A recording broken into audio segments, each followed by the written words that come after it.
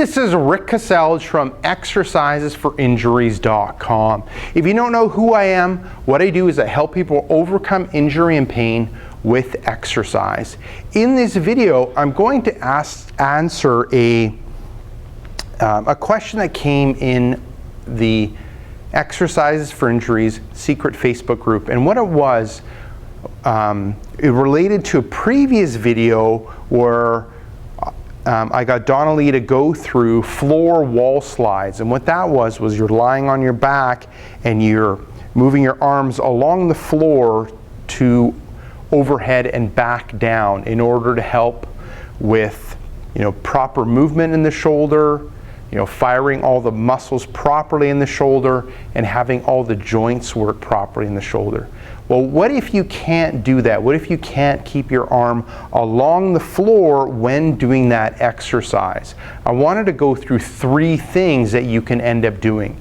And how you should end up doing it is, first see how you are doing that floor wall slide, and then do these 3 exercises and then retest or do that floor wall slide again and see if it ends up improving things. So first I'll get Donna Lee to kind of go through that floor wall slide, and then we'll go into that first exercise. So get you to lie on your back there, Donna Lee. And this was the exercise where, arms are to the side, and then you're going to slide the arms along the floor and then bringing them overhead and bringing the palms together. There we go. So Donna Lee's able to do that and then coming back slowly. And what ends up happening with people is they're great with things except maybe that last 10%. And that's important because that last 10% puts your shoulder at greater stress and risk of injury. And you can't ignore that last 10%. You need to kind of work on it so you can end up having full range like Donna Lee does. Now, some people aren't able to bring their arms along the ground. It ends up they just can't have their hands on the ground. Now, this is what you do if that's the case. So the first exercise Donna Lee's going to go through ends up being rolling the thoracic spine. So she's going to put it at the lower part of her mid-back. She's going to you're going to prop yourself up, and then you're going to roll. You're going to come this way,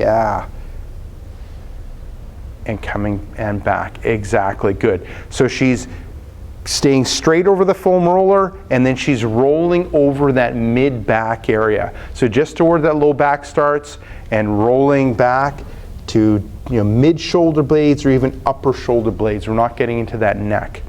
Perfect, darling. Great. So what we're doing is loosening up that thoracic spine, more like putting pressure on it to kind of loosen it up in that anterior direction. Now the second one ends up being a little bit more of an aggressive thoracic extension or thoracic exercise. And with this one, it's arms overhead on the foam roller. So what you're doing is you've got the tubing, or you want something in your hands to kind of give you some sort of resistance. And it's about shoulder width apart. And then you've got that foam roller in that thoracic area. And now you're going to bring the arms overhead and arch at that spot and work on trying to loosen up at that segment of the vertebrae. Good. You're going to come back and then you're going to roll it up a little bit more. And then same thing. Arms overhead, arching. Good. So with the tubing, it gives you something to grasp, and having the arms overhead gives you a little bit more leverage to get a little bit more force going on in that thoracic spine. And now we're really working on that extension part of the thoracic spine, which tends to be really tight and stiff in the vast majority of the people. And you keep moving up, and I usually go through like 5 steps through that mid-back area, but you get the right idea. Perfect. Now the third one, and we're doing things in this order, ends up being isometrics into a foam roller. And you can end up using a full foam roller or a half foam roller. In some ways, a half foam roller ends up working better. If you don't have a foam roller, you can end up using like a towel. Now, so what you're doing is you're going to lie on your back, and you're going to find that spot when you lift your arms out to the side that you can't bring your arm to the ground. So that's going to be your gauge. And at that point, what you're going to do is you bring the foam roller in there, and then, so Donnelly's going to be like that. There we go. So like thumbs pointing up, and then she's going to push into that foam roller. Okay, and relax. And then she's going to move up a little bit. There we go. Like, and what she can end up doing is moving like about 30 degrees. Okay. And she's really focusing on pushing it back and working those scapular muscles, having them do things. And you can continue on with that isometric into that foam roller all the way overhead. So it'll end up having to move a little bit.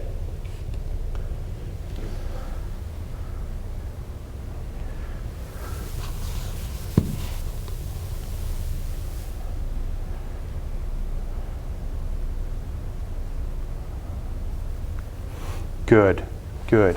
And you probably noticed with Donna Lee, when you bring your arm out to the side, it ends up being fine to this point.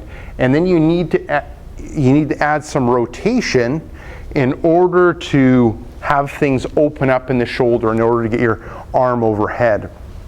So everyone will vary on how high they can go before they have to end up rotating that shoulder and opening things up.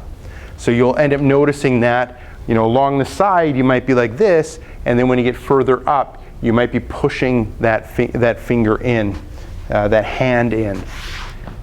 So you end up going through those isometrics, and once again, how many steps that you end up doing depends on at what point you can't put your hand against the ground. So it might end up being 3 steps that you end up having doing, or like 5 steps that you end up having to do.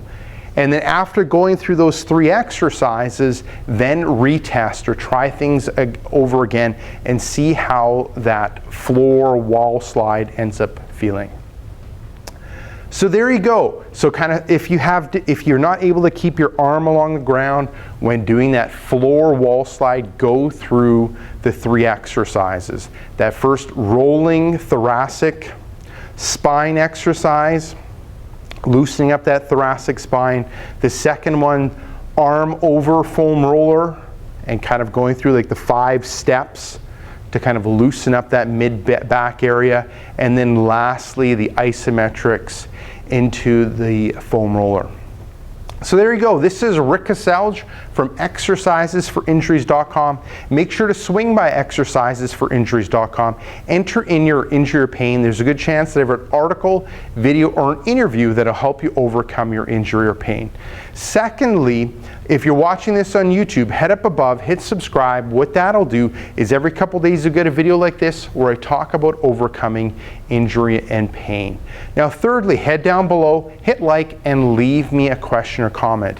Now lastly, if you're looking for a solution to help you overcome your shoulder pain, then check out fixmyshoulderpain.net. It's a program that has helped thousands of people around the world overcome their shoulder pain from home or from the gym.